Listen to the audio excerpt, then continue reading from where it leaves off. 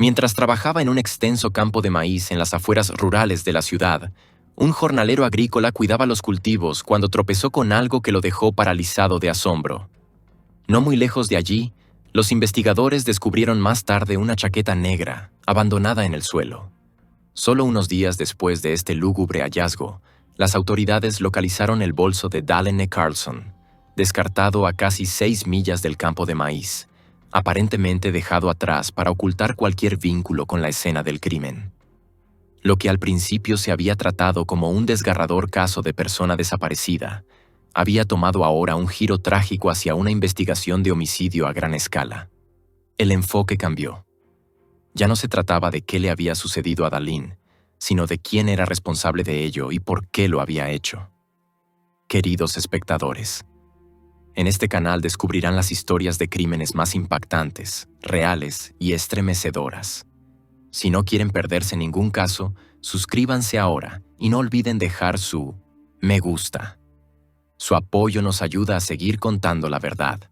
Dahlene Janice Carlson llegó al mundo el 22 de febrero de 1988, en el soleado estado de California. Aunque nació en la costa oeste, su corazón y sus años formativos pertenecieron al tranquilo y pintoresco pueblo de Sandpoint, Idaho. Ubicado entre frondosos bosques de pinos y cerca de las orillas del lago Pend Oreille, Sandpoint era una comunidad unida donde todos conocían a sus vecinos, y las infancias solían estar llenas de la simplicidad de las aventuras al aire libre y los valores compartidos. Dahlene prosperó en ese entorno. Incluso cuando era una niña pequeña, mostraba una naturaleza cálida y extrovertida. Tanto amigos como profesores la recordaban como una joven alegre y de buen corazón, que siempre parecía hacer un esfuerzo adicional para ayudar, especialmente cuando se trataba de niños más pequeños. Su interés por el cuidado de los demás comenzó temprano, y para cuando era adolescente, ya sabía que el propósito de su vida estaría relacionado con trabajar con niños y ayudarlos. Dahlene completó sus estudios en Sandpoint High School en 2006, dejando tras de sí un rastro de recuerdos luminosos y despedidas sentidas. Después de la secundaria, comenzó a trabajar en el sector de servicios, desempeñando distintos papeles en varios cafés y restaurantes locales. Ya fuera sirviendo café, limpiando mesas o conversando con los clientes, Dahlene se ganó una sólida reputación por ser diligente y agradable. Su ética laboral era inigualable, y su habilidad para conectar con las personas la convirtió en una de las favoritas tanto de sus compañeros de trabajo como de los clientes habituales. Nunca consideró que fuera solo un trabajo. Para ella, era un paso hacia algo más grande. En el verano de 2011, impulsada por la ambición y la esperanza de un futuro más brillante, Dahlene tomó la importante decisión de regresar a California, específicamente a la ciudad de Stockton. Viviría con su tía Maggie, y la mudanza marcó un nuevo capítulo en su vida. La reubicación no se trataba simplemente de un cambio de escenario, era un salto estratégico hacia su sueño de siempre. Después de ahorrar durante años trabajando como mesera y presupuestar cuidadosamente, Dahlene se había inscrito en San Joaquín Delta College con planes de especializarse en desarrollo infantil. Era un sueño por el que había estado trabajando durante mucho tiempo. Imaginaba una vida dedicada a marcar la diferencia, una en la que pudiera apoyar y fomentar el crecimiento de niños que necesitaran cuidado y orientación. A solo unos meses del inicio del semestre, Dahlene se concentró en adaptarse a su nuevo entorno y establecer un círculo social en Stockton. Su prima Cecily fue fundamental en esta transición. Actuó como su guía personal, mostrándole los mejores lugares de la ciudad, presentándole gente nueva y ayudándola a sentirse como en casa. Dahlene, con su habitual confianza y encanto, comenzó rápidamente a hacer nuevos amigos. Un lugar local pronto se convirtió en su favorito. Un bar nocturno informal llamado Bar and Grill. Con su ambiente relajado y su público amistoso, era el sitio perfecto para alguien como ella, que buscaba relajarse y socializar. La noche del 6 de agosto de 2011, Dahlene decidió salir sola. Cecily, que estaba lidiando con fiebre, optó por quedarse en casa. Pero Dahlene, siempre independiente, no quiso perderse una noche que había estado esperando con entusiasmo. Vestida con su camiseta favorita de chaleco blanco y negro, combinada con unos modernos jeans azules rotos, se preparó para salir. Antes de hacerlo, Le pidió a Cicely que le tomara una foto rápida de su atuendo. Un acto simple, pero que más tarde resultaría crucial. Al salir, su tía Maggie le recordó, con un tono entre ligero y firme, que regresara antes de las 3 de la mañana. Dalene sonrió, reconoció el toque de queda y salió a la cálida noche de Stockton. Pero las 3 de la mañana llegaron y pasaron sin el sonido de la puerta abriéndose. Luego las 3:30. Luego las 4. Maggie, aún despierta y preocupada, comenzó a enviarle mensajes de texto a Dalene una y otra vez, esperando una respuesta, pensando quizás que había decidido quedarse a dormir en casa de alguna amiga. Intentó descansar, pero no pudo. La inquietud se apoderó de ella, junto con una creciente sensación de desasosiego. Al amanecer, Maggie contactó a los amigos de Dalene, tratando de reconstruir sus movimientos de la noche anterior, pero nadie la había visto ni sabido nada de ella desde que se fue a The Bar and Grill. Con la ansiedad aumentando y sin señales de Dalene, Maggie hizo la difícil llamada a las autoridades locales. Aunque todavía era temprano, demasiado pronto, según algunos, para un informe oficial de persona desaparecida. La policía tomó nota de la información. Mientras tanto, familiares y amigos se movilizaron. Buscaron por calles, parques y vecindarios, llamando su nombre y aferrándose a la esperanza. Pero a medida que el calor del día daba paso al silencio fresco de otra noche, esa esperanza comenzó a desvanecerse. A la mañana siguiente, la policía inició su investigación formal. La foto que Dalene le había pedido a Cicely que tomara, la que mostraba su atuendo antes de salir, se convirtió en una pista vital.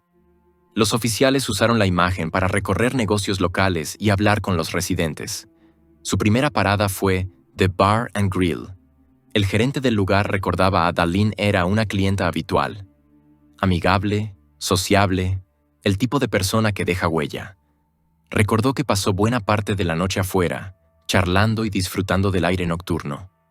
Nada parecía fuera de lo común. Pero un detalle destacó.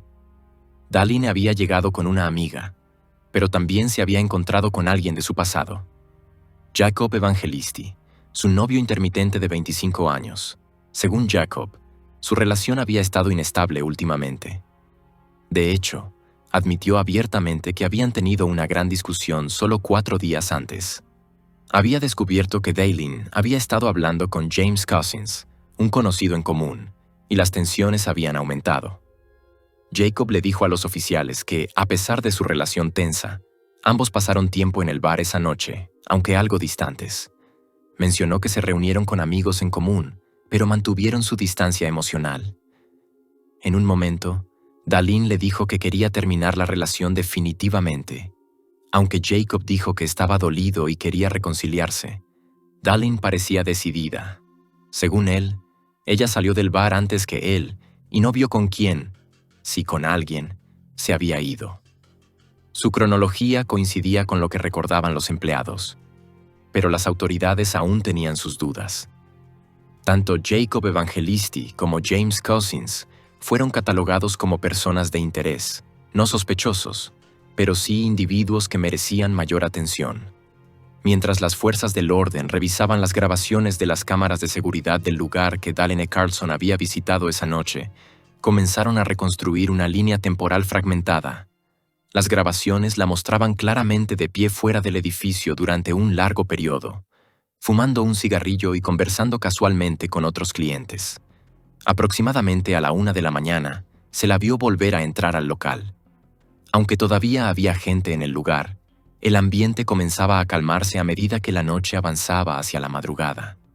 Un momento particularmente notable captado por la cámara mostró a un hombre colocando brevemente su brazo alrededor de Dalene. Ese hombre fue identificado como Jason Gilley, de 25 años, alguien que, como muchos en su círculo social, era considerado un amigo en común. La conexión de Jason con Dalene no era casual. Vivía con James Cousins, el mismo James con quien Dalene había estado hablando recientemente. El mismo James que había causado tensiones entre ella y su exnovio, Jacob Evangelisti.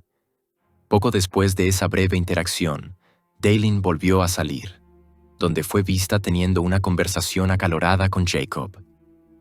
Las imágenes de vigilancia la mostraban visiblemente alterada, gesticulando con las manos, claramente apasionada y posiblemente molesta. Esta interacción parecía coincidir con la declaración previa de Jacob ante las autoridades, en la que mencionó que esa noche habían intercambiado palabras fuertes, continuando con los problemas no resueltos entre ellos. Después de esta confrontación, Darlene volvió a entrar sola, mientras Jacob permaneció afuera, fumando un cigarrillo y conversando con un amigo. Cuando el reloj marcó las 3 de la mañana, el lugar cerró oficialmente por la noche.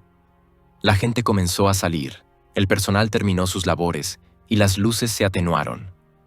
Sin embargo, curiosamente, no existía ninguna grabación de vigilancia que mostrara a Darlene saliendo del establecimiento. Lo mismo ocurría con Jacob.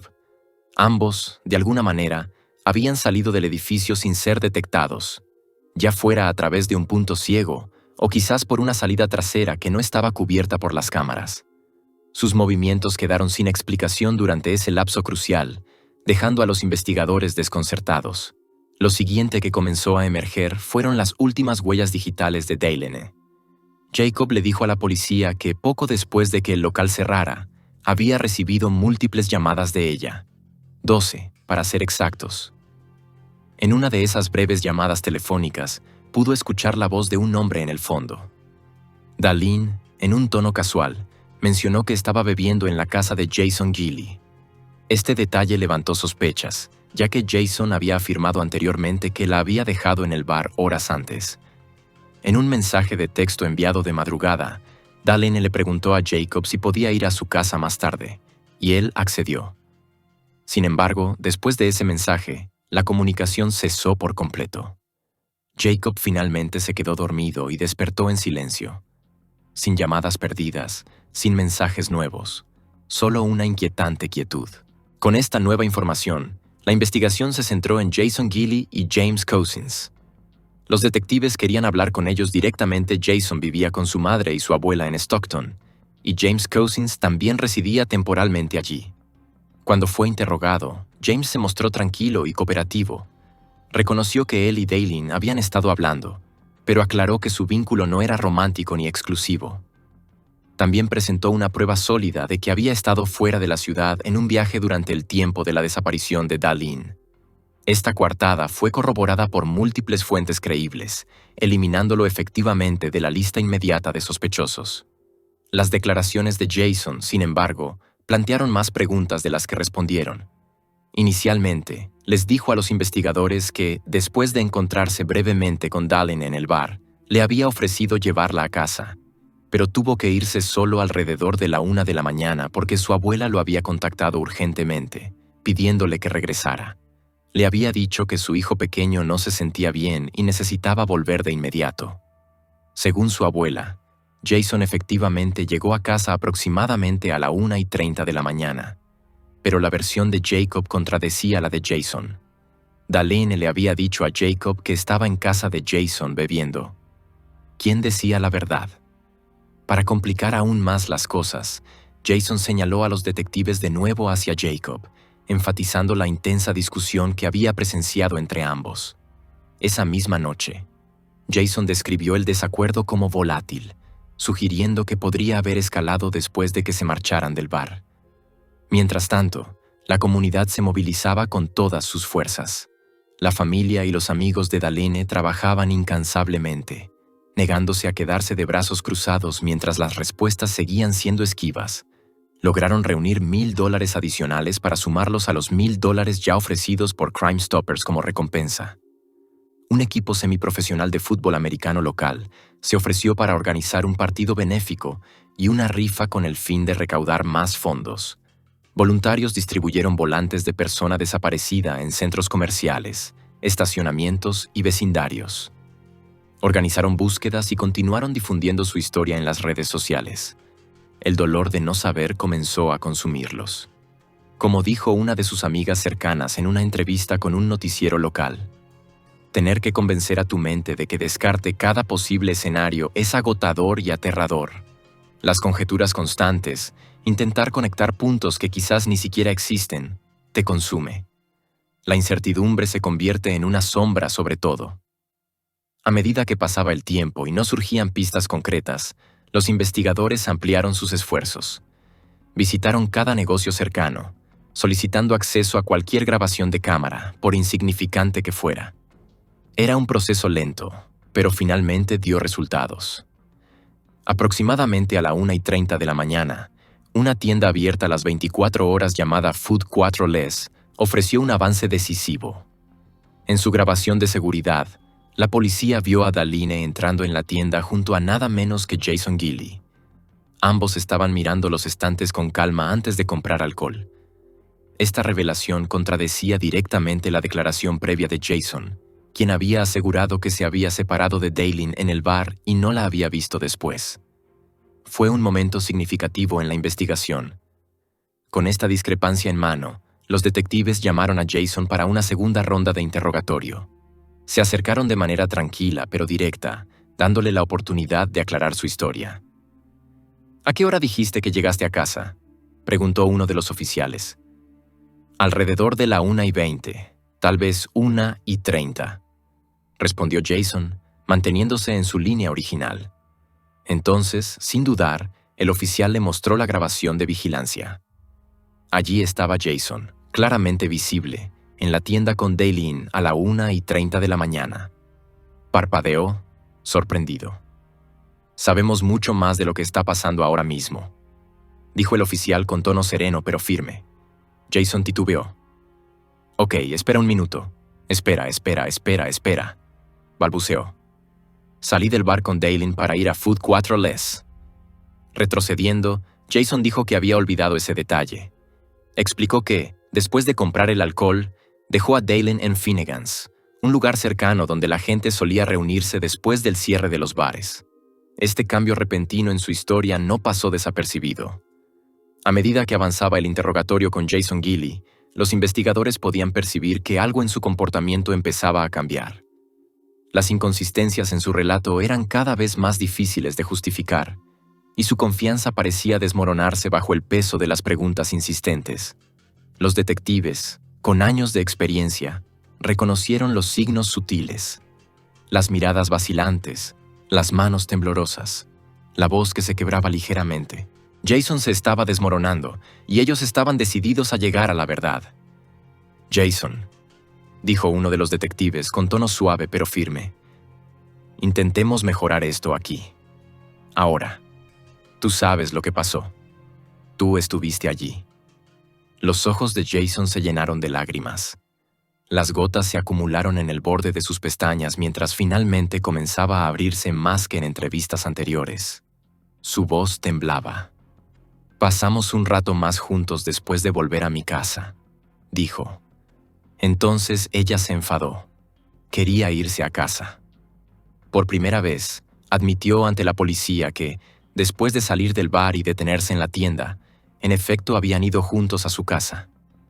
Pero afirmó que las cosas tomaron un giro poco después. Según Jason, Daline se molestó mientras estaban en su vivienda. No explicó la razón exacta de su enfado. Dijo que ella decidió irse, eligiendo caminar a casa en lugar de quedarse más tiempo. Jason luego afirmó que la siguió en su coche, intentando convencerla de que subiera. Finalmente, ella aceptó el viaje. Pero lo que sucedió después solo profundizaría el misterio. Jason aseguró que no la llevó a su casa. En cambio, dijo que Daline le había pedido que la dejara en otro lugar, a 40 millas al sur de donde habían comenzado. No pudo dar una razón específica para esa extraña solicitud, solo que ella insistió. Según él, después de dejarla, fue a cargar gasolina. Describió sentirse profundamente perturbado después, consumido por el remordimiento, la ansiedad y la culpa. Sabía que había tomado una serie de malas decisiones, y cuanto más tiempo pasaba sin noticias de Daline, más insoportable se volvía. Admitió que había mentido durante su primer interrogatorio porque estaba asustado y confundido. Los detectives, escuchando atentamente, se sintieron cada vez más inquietos.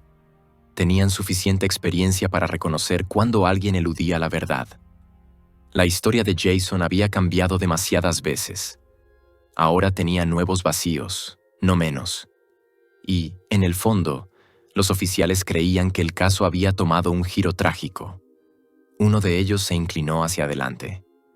«Jason, necesitamos encontrarla. ¿Dónde la vamos a encontrar?», preguntó en voz baja.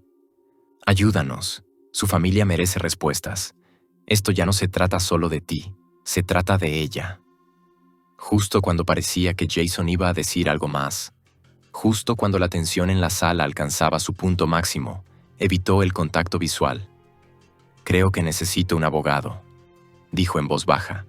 En ese momento, la entrevista se detuvo en seco. Sin confesión y sin evidencia física que vinculara a Jason de manera definitiva con un crimen, los oficiales dieron un paso difícil pero necesario. Jason Gilley, de 25 años, fue arrestado bajo sospecha de secuestro. Los investigadores habían llegado tan lejos como la ley se lo permitía, pero por el momento no era suficiente. La oficina del fiscal del distrito revisó las pruebas y concluyó que, aunque las acciones de Jason resultaban inquietantes, no existían suficientes elementos para presentar cargos formales que pudieran sostenerse en un tribunal. En un plazo de 48 horas, fue puesto en libertad. Fuera de la comisaría, los reporteros esperaban con la esperanza de obtener respuestas. La familia de Jason lo apoyaba. Su madre lo defendió apasionadamente ante cualquiera que quisiera escucharla. Insistía en que su hijo era inocente, que Darlene había estado en la casa, pero que se había marchado por voluntad propia la mañana del domingo. Una vez más, una historia contradecía directamente las declaraciones anteriores de Jason. Otra inconsistencia más en una lista que seguía creciendo. La presión pública aumentaba. Jason era ahora la única persona de interés en la desaparición de Darlene, pero caminaba libre. La comunidad estaba conmocionada y la familia destrozada. El fiscal principal se dirigió a la prensa con franqueza. «No importa cuán fuertes sean tus instintos, lo que importa es lo que puedes probar. Y ahora mismo, no podemos probar lo suficiente». A pesar de la falta de cargos, la investigación continuó. Jason sostenía que simplemente se había visto atrapado en una mala situación y que él no era, según sus propias palabras, un tipo malo. Pero entonces surgió otro hallazgo, uno captado en cámara. Imágenes de vigilancia de una tienda de conveniencia mostraban a Jason llegando a una gasolinera alrededor de las 11 a.m. de la mañana siguiente a la desaparición de Darlene. Se le veía en el surtidor, llenando su tanque de gasolina. Pero algo más llamaba la atención. Al mejorar digitalmente las imágenes, los investigadores notaron que Jason parecía estarse limpiando los brazos y la parte delantera de la camisa. Al observar con más detalle, su ropa y su piel parecían manchadas, cubiertas de lo que parecía ser tierra. ¿Por qué estaba tan sucio? ¿Dónde había estado? Esto llevó a la policía a centrar su atención en una zona específica, no muy lejos de la casa de Jason, un tramo cubierto de maleza y densamente arbolado a lo largo del río Calaveras. La ribera era conocida localmente por los vertidos ilegales y los objetos abandonados, un lugar olvidado cubierto de arbustos y barro espeso. También se encontraba a poca distancia de la Universidad del Pacífico y aún más cerca del supermercado donde Darlene había sido vista por última vez en video. Eso la situaba a solo unas pocas cuadras de la casa de Jason. Pronto, equipos de búsqueda recorrieron la zona del río Calaveras.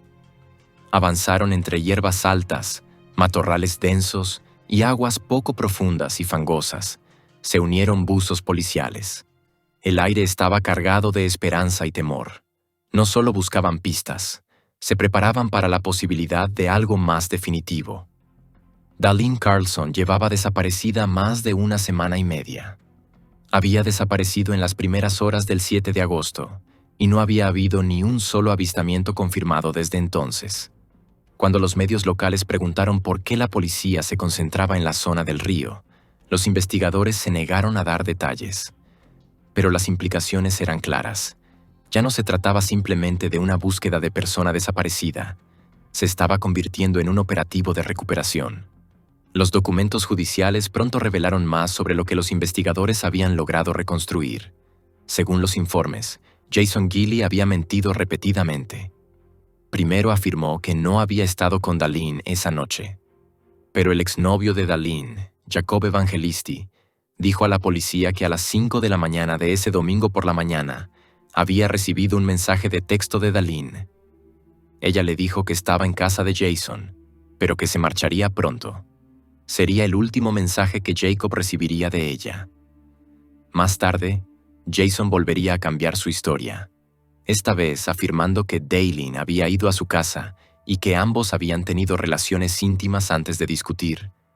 Dijo que después la condujo hacia el sur, unos 40 minutos de distancia, antes de dejarla salir del coche.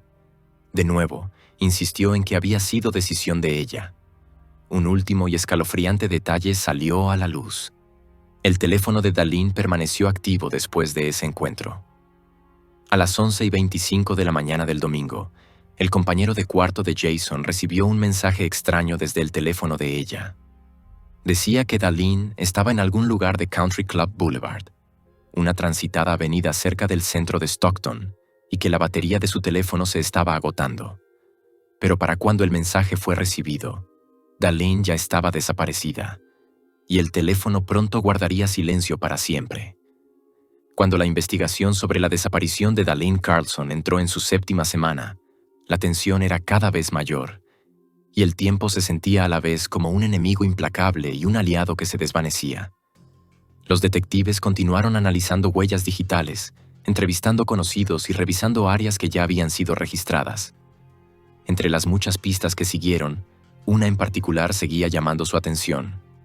Los mensajes enviados desde el teléfono de Darlene después de que fue vista por última vez. Cuando interrogaron sobre esos mensajes a James Cousins, uno de los amigos en común implicados en el caso, él dijo algo que heló la sangre de los investigadores. Ni siquiera sé si fue Darlene quien los envió. Lo único que puedo decir es que provenían de su teléfono. Profundizó aún más, afirmando: los mensajes de texto son solo eso. Palabras en una pantalla. Pero ¿quién está realmente detrás de ellos? Esa es la pregunta. Ese teléfono podría haber estado en manos de cualquiera en ese momento. Esta incertidumbre arrojó una larga sombra sobre lo que, de otro modo, podrían haberse considerado señales alentadoras. ¿Y si esos mensajes, lejos de ser tranquilizadores, eran una distracción deliberada? Entonces llegó un hallazgo que volvió a cambiar el curso de la investigación. El 18 de agosto, los equipos de búsqueda que examinaban el terreno lodoso alrededor del río Calaveras encontraron una sandalia tipo chancleta, atascada entre la maleza de la ribera. Estaba empapada y desgastada, pero se parecía mucho a un par que Darlene llevaba puesto alrededor del momento de su desaparición. Aunque no era una prueba definitiva de nada, sugería que ella podría haber terminado en esa misma zona, una que ya despertaba sospechas por su proximidad a la casa de Jason Gilley. Pasaron las semanas y la búsqueda continuó con el corazón pesado y la esperanza menguante. Entonces llegó el momento que lo cambiaría todo. Aproximadamente 2 meses después de que Darlene fuera vista por última vez, un trabajador agrícola que cuidaba cultivos en un vasto campo de maíz en las afueras rurales de la ciudad, tropezó con algo que lo detuvo en seco.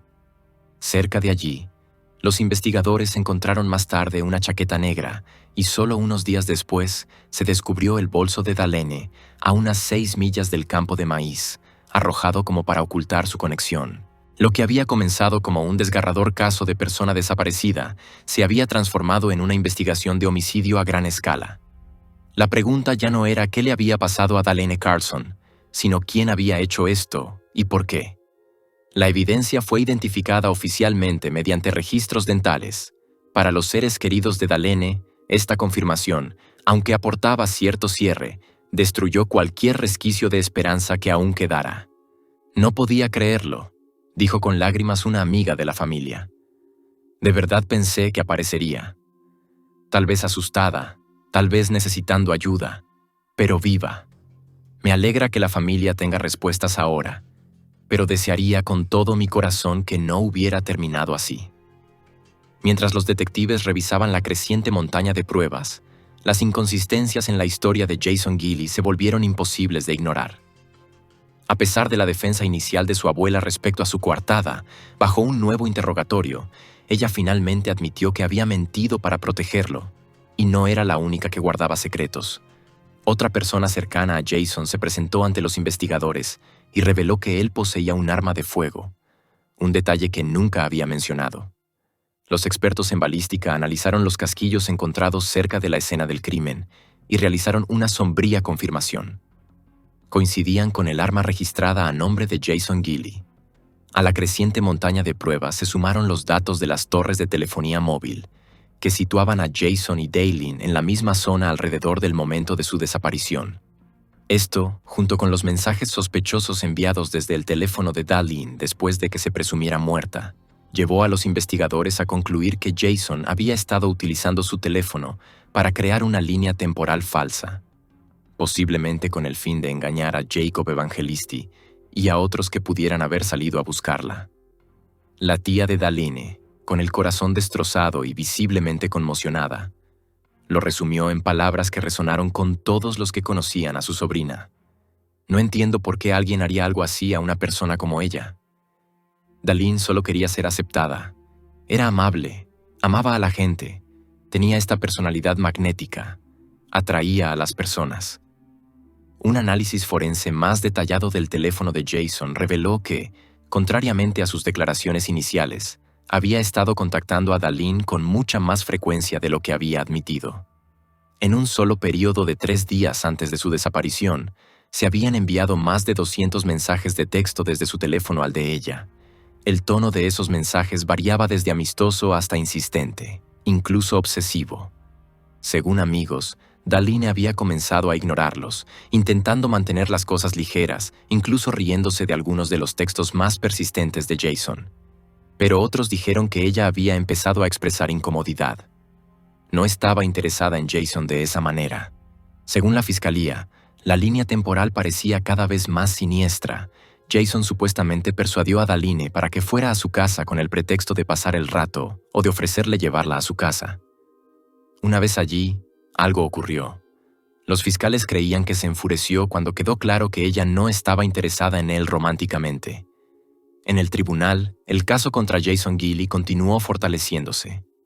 Las autoridades ahora tenían más de 1000 páginas de pruebas documentadas, y eso sin contar el conjunto completo de registros telefónicos y digitales que aún estaban siendo procesados. Fue acusado formalmente del secuestro y asesinato de Daylene Carlson. En su audiencia preliminar, que duró varios días, testigos declararon y se presentó evidencia con todo detalle. Para el segundo día, el juez enfrentaba la pesada responsabilidad de decidir si las pruebas eran suficientes para proceder al juicio. Con el peso del caso y el volumen de contradicciones en las declaraciones de Jason, pocos dudaban de la dirección que tomaría el fallo.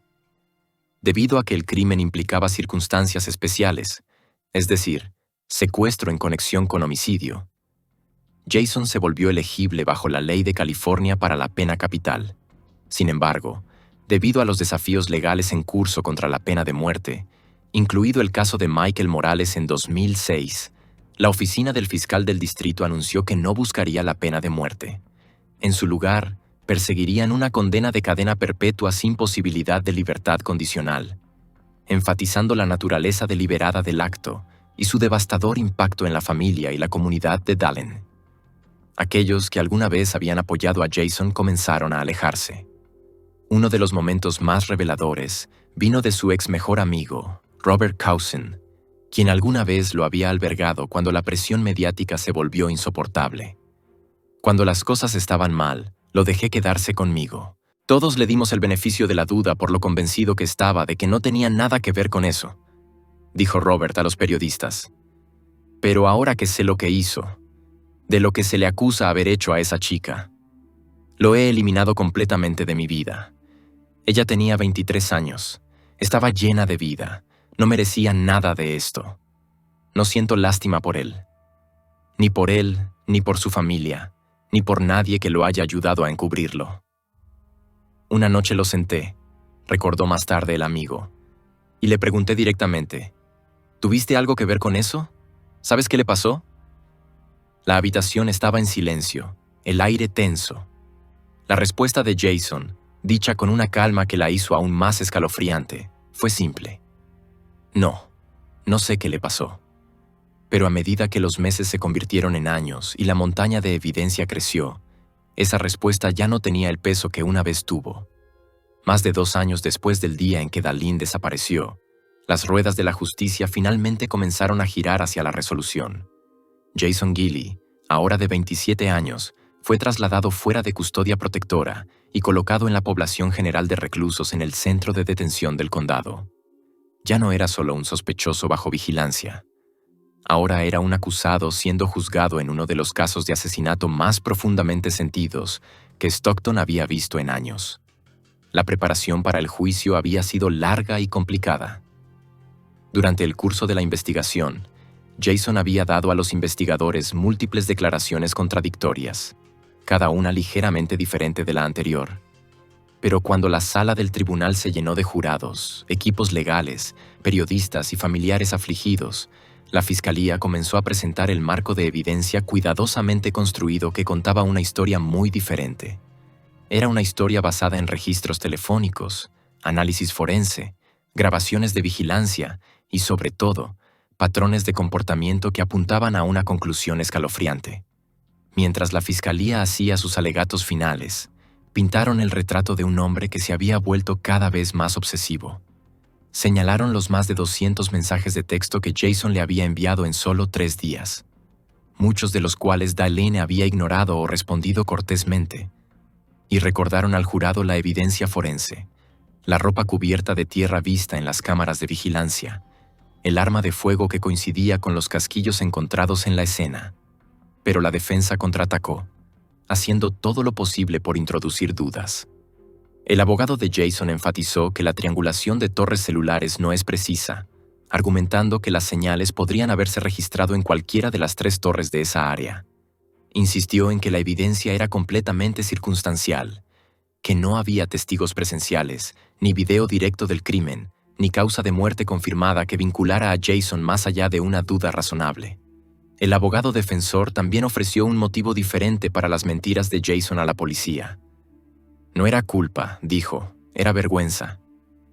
Le dijo al jurado que Jason había ocultado la verdad sobre su relación con Darlene porque temía el juicio de sus amigos en común.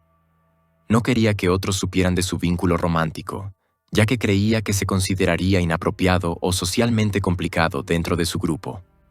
Eso, argumentó el abogado, era la única razón por la que Jason había engañado a los investigadores, no para encubrir un crimen, sino para proteger su reputación. Sin embargo, incluso mientras la defensa construía esta teoría alternativa, la fiscalía recordó al jurado una verdad innegable. Jason Gilley había cambiado su historia una y otra vez, cada nueva versión en conflicto con la anterior, cada giro apareciendo solo después de que surgiera nueva evidencia. Eso, dijeron, no era el comportamiento de un hombre inocente. Después de que ambas partes concluyeron sus argumentos, la sala del tribunal cayó en un pesado silencio. Ahora estaba en manos del jurado decidir el destino de Jason Gilley. Las deliberaciones no duraron mucho. Jason Gilley fue declarado culpable de secuestro y asesinato. El juez lo condenó a cadena perpetua sin posibilidad de libertad condicional. Fue una sentencia que lo mantendría tras las rejas por el resto de su vida natural. Hasta el día de hoy, Jason nunca ha admitido públicamente lo que realmente sucedió esa noche.